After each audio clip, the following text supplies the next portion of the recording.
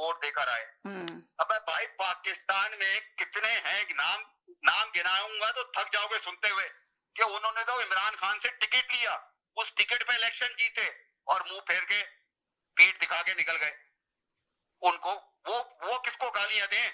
इमरान खान को गालियां दें, अपने आप को गालियां दें, नवाज शरीफ को गालियां दें। यानी अगर एक वोट डाल के आ गया तो ऐसी कयामत आ गई। यानी वोट से उसको नोबेल इनाम पे ले आया जा रहा है कि जी आप वोट डाल के आए और नोबेल इनाम में एक ही चीज है, कोई फर्क नहीं है। यानी आप हद देख लें समीना, जहालत की, यार जहालत की आप हद देख लें कि यहाँ तक जहालत यहाँ तक पहुंच चुकी है इस प्रोग्राम के अंदर, कि एक आदमी वोट डाल के आया, आज वो कह रहा है कि भाई मैंने गलत वोट डाला, अपनी गलती तस्लीम कर तो रहा हूं। तुम तो गलती ही नहीं तस्लीम कर रहे। ये तो पाकिस्तान क्या देता, पाकिस्तान ने नोबेल इनाम का शोशा छोड़ दिया। अब पाकिस्तान ने पूरा पाकिस्तान दे दिया, सारी मादनियात दे दी के नहीं दी समीना, मादनियात का सौदा कर दिया, और क्या देगा पाकिस्तान? एक वही बचा था पाकिस्तान के पास, और क्या बचा था मुझे बताइए ना। एक मादनियात थी, उन्होंने मादनियात पूरी उठा के दे दी, ये लीजिए सर आपकी है, आप हमारे को बस हुकूमत करने दें, आपका मेहरबानी होगी, कोई जहाज मत भेजिएगा कि जिस तरह आप वेनेजुएला के प्रेसिडेंट को उठा के लाए हो इस तरह हमें उठा के ले जाओगे, ये मत करना बस।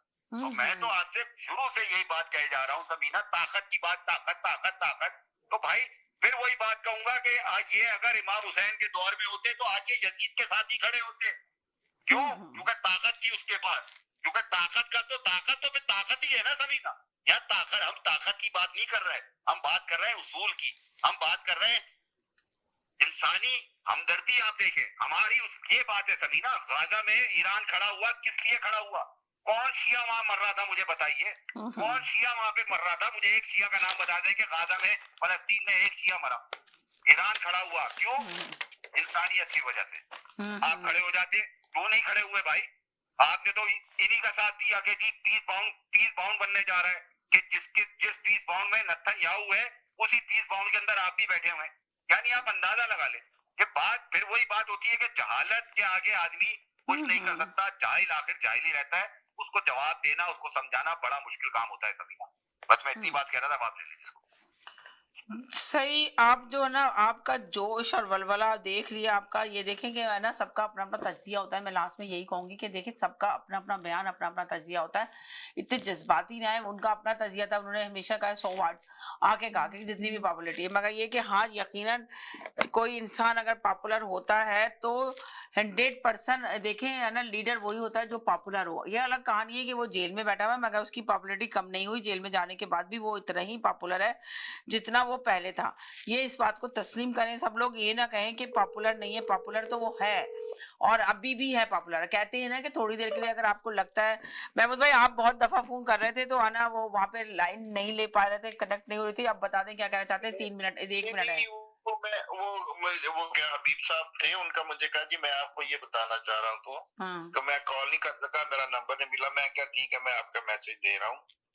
वो बताना चाह रहे थे कि ये जो है ना इजराइल की पूरी कोशिश है इस्लाम के दुश्मनों की कि किसी तरीके से ये शिया सुन्नी जो है ना वो लड़ाई हो जाए, जबकि हुक्मरान जो है वो तो एक दूसरे को ब्रदर कंट्रीज कह रहे हैं और ये भी यकीन दिला रहे हैं कि हम एक दूसरे के ऊपर जो है वो नहीं करेंगे। जो इस जंग में, खास तौर पे इस जंग में जो भी ईरान के खिलाफ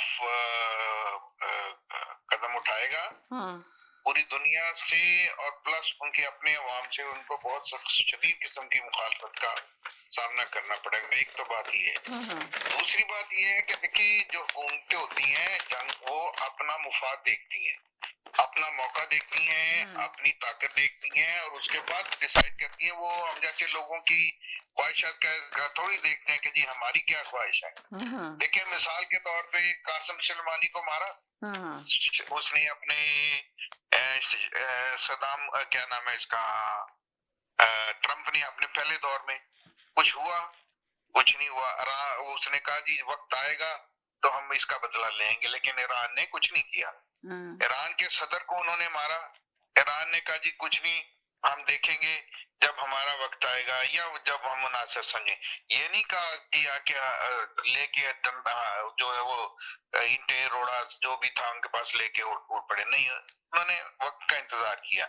اسی طرح جب ان کے 4 چیف آف آرمی اسٹاف مرے، ان کا چیف آف، ابھی اس سے بڑھ کر کیا ہوگا، علی خامنہ ای صاحب کو انہوں نے شہید کیا، کتنے بندے مارے. تو ایران اسی چلے طرح ہر ملک جو ہے جی وہ اپنا دیکھتا ہے، موقع کے حساب سے چلتا ہے. وہ چلے